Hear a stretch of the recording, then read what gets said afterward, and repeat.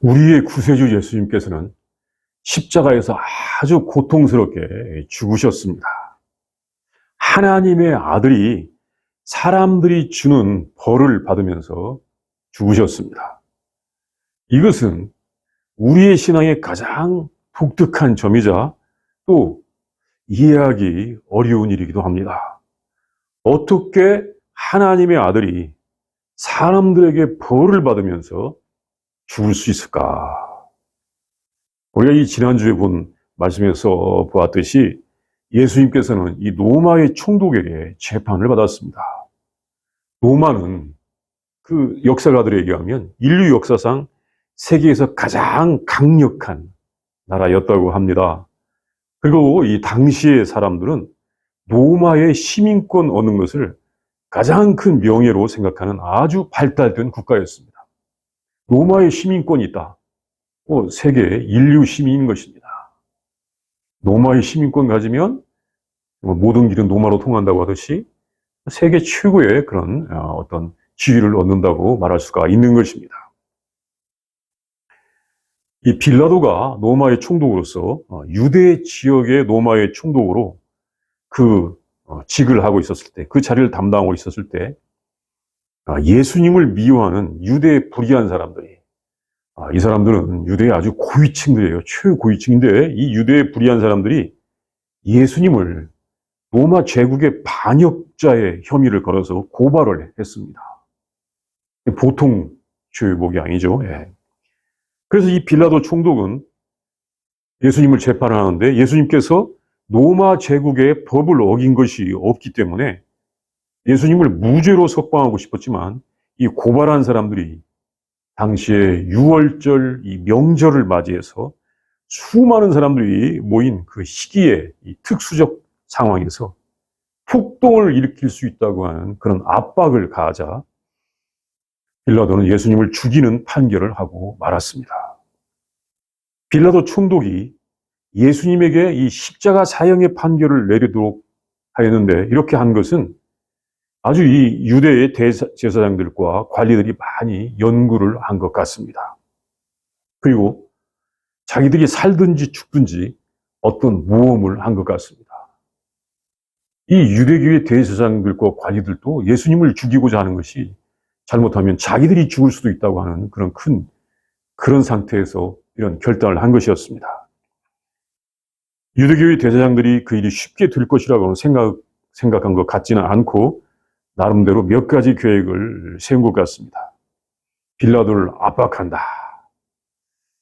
그래도 실패하면 폭동을 일으킨다. 그래서 모두 다 같이 죽는다. 이런 정도의 계획은 세웠어요. 우리가 폭동을 일으켜서 우리도 죽고 그도 죽이자. 사직생, 생직사, 살고자 하면 죽고 죽고자 하면 산다고 하는 그것을 이 사람들도 알았던 것 같습니다. 그런 정도의 각오를 한 것 같기도 합니다.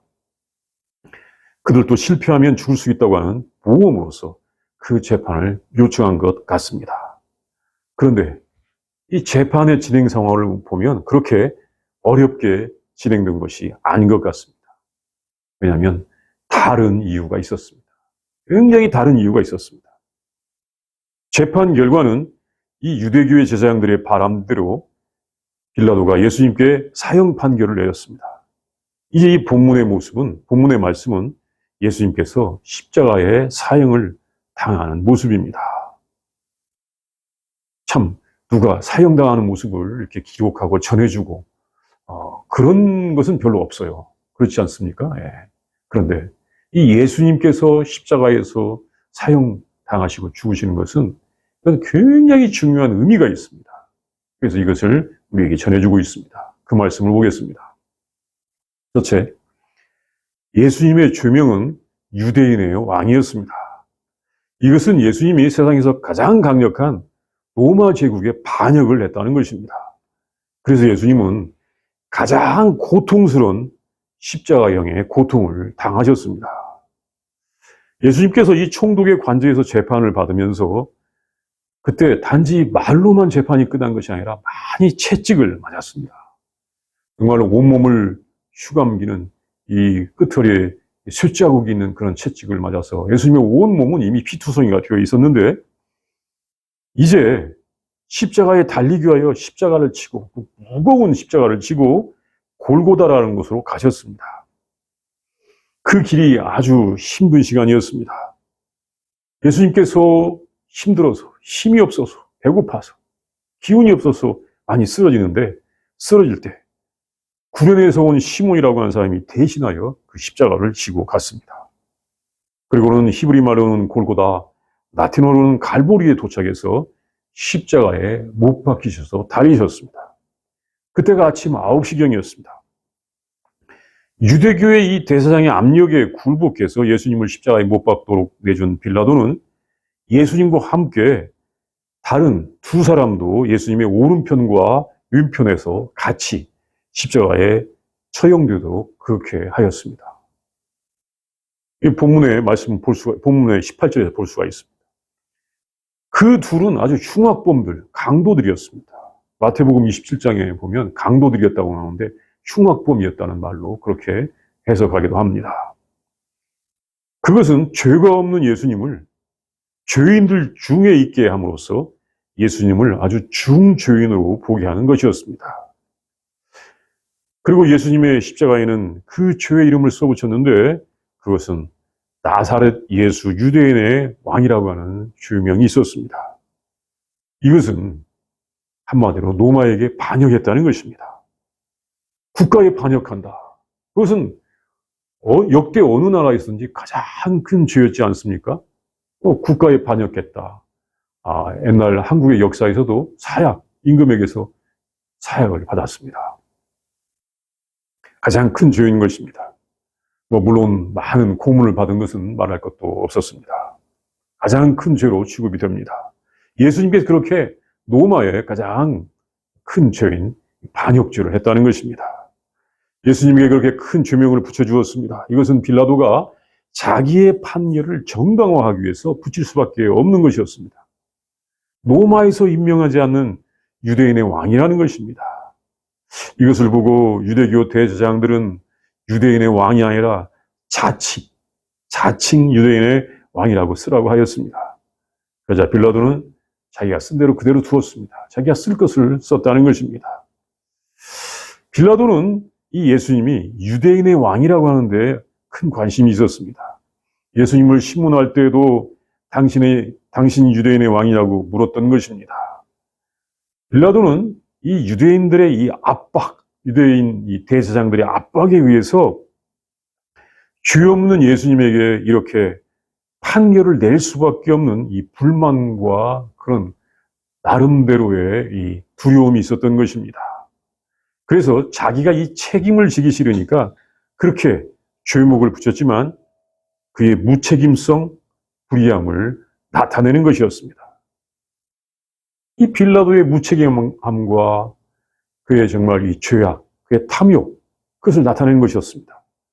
그럼에도 빌라도가 써붙인 이 죄목은 예수님께는 다른 죄가 있는 것이 아니라 하나님을 섬기는 것과 특별한 관련이 있는 유대인의 왕인 것을 알려주는 것입니다. 물론 유대인이 어떻게 하나님을 섬기는 것과 관련이 있다라고 하는 것은 이제 우리가 이 구약 성경에서 볼 수가 있지만 그렇게 하나님을 섬기는 것과 특별한 관련이 있는 유대인의 왕이다라고 하는 것도 알려주는 것입니다. 사실 예수님께서 이 빌라도가 그것을 신문할 때에도 그것을 인정하기도 하셨습니다. 그래서 예수님께서 이제 십자가에서 달리실 때 그 고통은 말할 수가 없는 것입니다. 이 십자가의 형벌에 대하여 유대의 역사가 요세푸스나 로마의 철학자 키케로, 이 마쿠스 시세로라고 하는 이 키케로는 가장 잔인하고 비참하며 무서운 형벌이라고 하였습니다. 그 십자가형은 가장 잔인하고 비참하고 무서운 형벌이다. 이렇게 말하였습니다.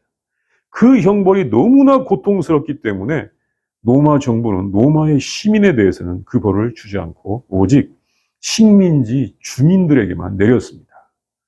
일벌 100개 한다는 차원이겠죠. 너희들 우리 말 안 들으면 이렇게 큰 고통을 받는다라고 하는 그 차원에서 주는 형벌이었던 것입니다.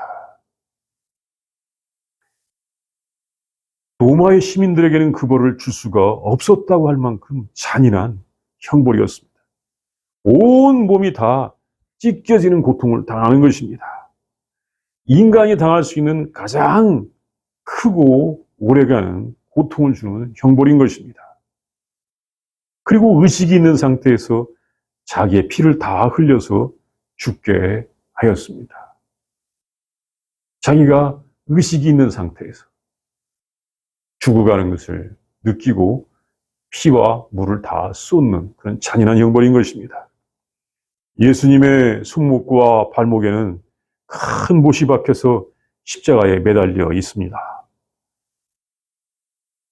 뼈에 못이 박히는 고통이 있습니다. 얼마 전에 이 주사 바늘이 몸에 꽂혀졌었는데, 주사 바늘, 따끔하고 아프죠. 근데 이게 그건 바늘 정도가 아니라 못이 뼈에 박힙니다. 특별히 유태인의 왕이라고 하는 죄목으로 또 머리에는 가시로 만든 관이 씌워져 있었습니다. 그리고 옷은 모두 뺏기고 벗겨져 있습니다. 그리고 피는 모두 쏟아지고 있습니다. 고통과 갈증은 말할 것도 없었던 것입니다. 이것은 제 정신으로는 당할 수 없는 고통이었습니다. 그 벌은 가장 흉악한 주인에게 주는 벌이었습니다. 가장 무서운 형벌이었습니다. 그렇게 예수님께서는 아침 9시부터 오후 3시까지 6시간 동안 십자가에 달려서 큰 고통을 당하셨습니다. 하나님의 아들이 사람들에게 그 벌을 받는 것이었습니다. 둘째, 예수님께서는 그 십자가에서 다 이루셨다고 말씀하셨습니다. 십자가에서 큰 고통 중에 죽는 죄수가 자신의 죽음은 다른 뜻이 있다는 것을 말씀하시는 것이었습니다. 예수님께서는 이 십자가에 달려있는 6시간 동안에 7마디의 말씀을 하셨습니다. 이것은 거의 말씀을 하지 않았다는 것입니다. 다른 죄수들은 너무나 고통이 크기에 못 견뎌서 온갖 비명을 지르면서 온갖 저주의 욕설을 퍼붓는다고 합니다. 그 고통이 너무나 크기 때문에 막 비명, 욕설, 저주를 퍼부으면서 십자가에 달려있다고 하는 것입니다. 그런데 예수님께서는 거의 말씀을 하지 않았습니다. 이사야 선지자가 예언한 것처럼 53장에 그 예언의 말씀이 있는데 예언한 것처럼 그 고통 중에도 잠잠하셨습니다. 예수님은 붙잡힌 다음에도 거의 말씀을 하지 않았습니다. 아주 중요한 말씀만 몇 마디 하셨습니다. 십자가에서의 7마디 말씀. 이것은 거의 말씀을 하지 않았다는 것인데 아주 소중한 말씀만 몇 마디 하신 것입니다. 본문 말씀에는 그 중에서 3번째 하신 말씀, 5번째 하신 말씀, 6번째 하신 말씀을 전해주고 있습니다. 예수님께서 십자가에서 3번째로 하신 말씀은 어머니에게 하신 말씀이었습니다. 26절에서 볼 수 있는 말씀입니다. 위험과 슬픔을 무릅쓰고 십자가 옆에 오신 어머니에게 인사를 하시고 그 옆에 있는 제자 요한에게 너의 어머니라고 하신 말씀이었습니다. 어머니에게 아주 특별한 존경을 담아서 인사를 한 것이었습니다. 여자여 보소서 아들이니이다. 이것은 아주 특별한 존경을 담은 그런 공적인 인사였습니다. 물론 어머니라고 부르면 더 좋았을 수도 있겠지만 사실 지금 예수님께서는 하나님께서 예수님에게 주신 공적인 임무를 수행하고 있는 것입니다. 이것은 사람이기 때문에 당하는 고통이 아니라 예수님이 사람으로서 그 고통을 당한다면 그런 고통 당할 필요가 없었습니다. 인성을 가지고 판단한다면 그런 고통 안 당하고 내려오면 되는 것입니다. 야, 너희들이 나를 죽여? 내려오면 되는 거예요. 그러나 예수님은 하나님의 뜻을 이루는 하나님의 아들로서의 행하는 일이었기 때문에 아주 공적인 업무를 행하고 있었기 때문에 어머니에게 그렇게 말씀하시는 것이었습니다. 여자여 보소서 아들입니다. 사실 이 여자란 말은 귀부인에게 쓴 말이었습니다. 그때 어머니가 그것까지 생각할 수 있을지 없을지는 몰라도 어머니의 마음도 녹아지는 고통을 당할 터인데 어머니에게 정말로 이 존경과 애정을 다하는 것이기도 하였습니다. 그 어머니에게 존경과 애정을 다 담은 말씀이었던 것입니다. 그리고 예수님의 어머니는 이제부터 요한의 어머니가 되었습니다. 요한이라고 하는 제자가 옆에 있었는데 그 요한에게 말씀하셨습니다. 보라, 내 어머니라. 그때부터 요한이 자기 집에 모시게 되었습니다. 이것은 하나님 나라의 모습을 보여주는 것입니다. 예수님께서 그렇게 하나님의 뜻대로 행하는 사람은 형제요 자매요 어머니라고 말씀하셨는데 이것을 우리가 이 마가복음 3장에서 마태복음 12장에서 볼 수가 있는데 하나님의 뜻대로 하는 사람이 내 형제요 자매요 어머니라고 이렇게 말씀하셨는데 이렇게 믿음의 형제 자매들은 그 형제 자매의 어머니를 돌보아 주는 것입니다. 대단한 것입니다. 믿음의 형제 자매들은 그 같은 믿음을 가진 형제 어머니의 어머니를 돌보아 준다. 그렇게 하는 데가 있습니다. 예. 정말 말씀대로 사는 사람들은 그렇게 자기 어머니처럼 자기 아버지처럼 자기 할아버지처럼 모시고 사는 데가 있습니다. 너무나 멀리 있는 것이 아니라 그런 교회가 있습니다. 예. 십자가 위에서 예수님의 5번째 말씀은 이제 목마르다라고 하신 말씀이었습니다. 십자가에 매달려 있는 동안에 물과 피가 다 흘러내리니까 목마른 것은 자연스럽게 오는 큰 고통이었습니다. 십자가에서 피와 물이 다 흘러내리는 것입니다. 타는 목마름, 큰 고통입니다. 그런데 이것은 시편 69편 21절을 응하게 하시려고 하였다고 하는 말씀입니다. 그 말씀, 그들이 쓸개를 나의 음식물로 주며 목마를 때에는 초를 마시게 하였사오니. 이 죄악이 가득한 세상에서 의인이 불의한 사람들 때문에 고통을 당하는데 그 성도의 고통, 그 고통을 응하게 하시려고 하는 것이었습니다. 정말 이 죄악이 가득한 세상에서 의를 행한 사람들이 이런 고통을 당하기도 하는 것입니다. 그리고 또한 예수님께서 십자가에서 당하시는 고난의 이유를 알지 못하고 예수님을 조롱하고 비난하는 사람들에게 정말 그의 그 무지를 보면서 안타까워하시는 그런 말씀도 있는 것입니다. 이제 십자가 위에서 6번째 말씀은 다 이루었다는 말씀입니다. 다 이루었다. 이 말씀을 하신 후에 내 영혼을 아버지 손에 부탁하나이다 라고 하는 말씀을 하시고는 돌아가셨습니다. 내 영혼을 아버지 손에 부탁하나이다 하는 말씀은 누가복음 23장 46절에 있습니다. 여기서 중요한 것은 예수님께서 다 이루었다고 말씀하신 것입니다. 이 말씀은 정말 죽기 직전에 하신 말씀이었습니다. 이 말씀은 왜 예수님께서 그 재판의 과정에서도 그 붙잡힘의 과정에서도 그 붙잡혀 주심의 과정에서도 아무런 저항을 하지 않고 이렇게 죽으셨는지 그 이유를 알려줍니다. 사람들은 자기들의 욕망을 위해서 하나님의 아들을 예수님을 죽이고자 하였고 사람들이 이를 악물고 예수님을 죽이려 하는 일을 진행하였지만 그냥 예수님을 재미로 죽인 게 아닙니다. 사람들이 예수님을 죽일 때도 가만히 보면 이를 악물고 죽인 것 같습니다.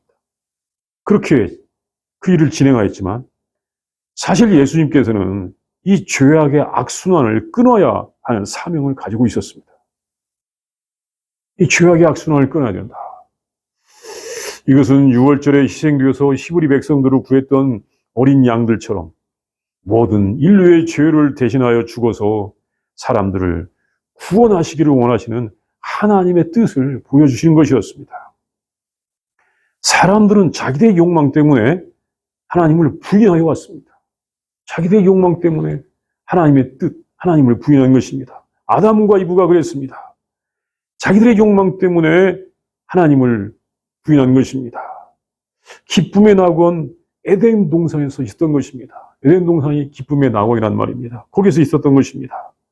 그 결과 자기들이 세상의 주인이 된 것이 아니라 진정한 기쁨만 잃어버렸습니다. 하나님을 부인한 결과 진정한 에덴만 잃어버렸다는 것입니다. 사람들은 별 기쁨 없이 흥분만 있는 그런 세상을 살아가고 있습니다. 스릴만 있는 세상을 살아간다는 것입니다. 정말 진정한 기쁨은 별로 누리지 못하고 어떤 흥분은 잠깐 누리면서 사는 것 같습니다.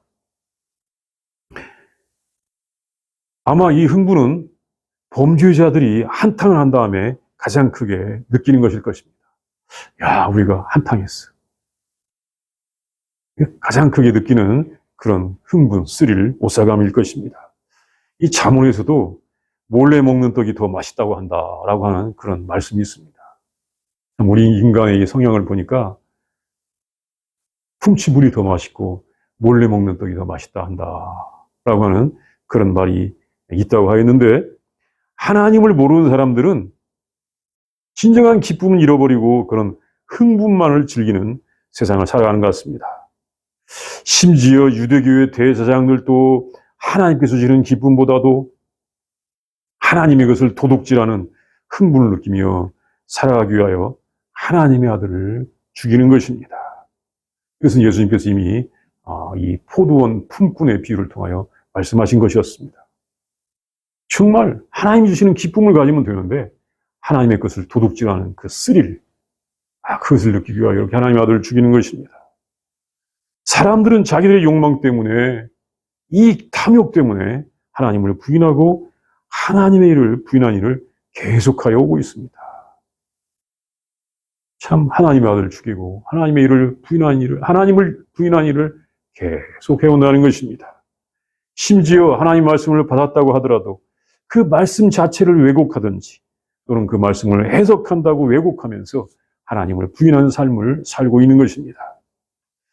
이런 세상에, 이런 죄악된 세상에 하나님께서는 예수님을 보내셔서 하나님을 진정으로 섬기는 백성들, 하나님의 나라를 보여주시는 큰 사명을 주신 것입니다. 이 사명을 다한 것은 무지무지하게 힘든 것입니다. 정말로 힘든 것입니다. 캄캄한 어둠의 세상에 자신을 태워서 불을 밝히는 것과 같은 것입니다. 캄캄한 세상을, 캄캄한 어둠을 밝혀야 되겠는데 다른 태울 것은 없습니다. 자기 자신을 태울 수밖에 없는 그런 상황인 것입니다. 물론 그 사명을 다한 동안 영적으로는 참 좋습니다. 항상 하나님과 함께 있고 하나님과 교제를 해야 되고 하나님께서 주신 기쁨을 누립니다. 하나님께서 내가 너를 사랑한다고 말씀하십니다. 영적으로는 참 좋습니다. 사명감 때문에 기쁘기도 합니다. 그런데 이 몸, 이 육신으로서는 쉬운 일이 아닙니다. 고통스러운 것입니다. 여러 가지 면에서 고통을 느낍니다. 그런데 특별히 십자가의 고통은 가장 극악한 고통입니다. 예수님께서는 하나님이실 뿐만 아니라 온전한 인간이시기 때문에 이런 고통을 더 다 당하셨습니다. 인간으로서의 고통도 다 당하신 것입니다. 또 십자가에 달려있는 동안 놀림도 당합니다. 유대교의 관리들이 내려오라고 조롱하기도 합니다. 그런 능력을 가지고 있어서 십자가에서 내려온 것은 어려운 일이 아니지만 사명을 다하기 위해서 끝까지 견디고 참아내야 하는 것입니다. 또 사탄도 자꾸 내려가라. 이렇게 고생할 필요가 뭐 있냐. 내려가라. 저기 있는 돌로 떡과 물을 만들어 먹어라. 또 배고프잖아. 힘들잖아. 내가 너를 도와줄게. 내가 너를 도와줄게. 얼마나 좋은 말이에요. 근데 사탄이 내가 너를 도와줄게. 그렇게 말합니다. 이렇게 유혹하기도 합니다. 그런데 십자가에서 내려가는 것은 사탄이 원하는 것이고 하나님의 뜻을 저버리는 것이었습니다. 그래서 예수님께서는 끝까지 그 고통의 길을 가셨습니다. 이것은 다른 사람들이 보기에는 아주 바보 같은 일일 수도 있지만 하나님의 뜻은 그 고난을 끝까지 견뎌내는 것이었습니다. 그래서 다 이루었다고 하셨습니다. 다 이루었다. 다 이루었다. 이것은 이전 것은 지나가고 새 시대가 열린다고 하는 놀라운 그런 말씀입니다. 왜냐하면 이때 놀라운 일이 일어났습니다. 예루살렘 성소에, 이 예루살렘 성전의 성소와 지성소를 가르는 휘장이 위로부터 아래까지 쫙 찢어져 둘로 나뉘었습니다. 그 휘장은 이 손바닥 두께의 넓이의 그런 이 천, 아주 특수한 좋은 천으로 만들었다고 하는데 그 천이 위로부터 아래까지 나눠져서 그 길이 열리고 이제 성소에서 지성소에 들어갈 수 있는 길이 열리게 된 것입니다. 성도들이 하나님께 나아가는 길이 활짝 열리게 된 것입니다. 그간의 예루살렘 성소가 가졌던 그런 역할이 끝나고 새로운 길이 열린 것입니다. 하나님의 나라의 새로운 시대, 이 새로운 시대가 열린 것입니다. 예수님께서는 이것을 자신의 사명으로 알고 이 일을 완수하셨던 것입니다. 하나님의 나라의 새 시대, 이것을 여는 사명을 완수하셨던 것입니다. 다 이루었다. 하나님께서 주신 뜻을 다 이루었다. 십자가에서 순종하여 하나님께 영광을 돌리게 되었다. 이제 예수님께서 그 제자들을 진정으로 구원하고 그들에게 하나님의 나라를 주실 수 있게 되었다고 하는 아주 놀라운 말씀인 것입니다. 사실 우리에게 주신 예수님의 구원하심, 하나님의 나라는 거저된 것이 아닙니다. 예수님께서 십자가에서 다 이루었다고 하실 만큼 큰 대가를 치른 다음에 우리에게 은혜로 주신 것입니다. 우리 시간 다 함께 기도합니다. 우리 묵상합니다. 먼저 상상합니다. 예수님께서 그 6시간 동안 십자가에서 세상에서 가장 극심한 고통, 아픈 고통을 당하시고 마지막에 다 이루었다고 하시면서 하나님의 나라의 새 시대를 열어서 우리로 하여금 하나님께로 갈 수 있는 길을 열어주신 이 본문의 말씀, 이 말씀을 우리가 상상해 봅니다.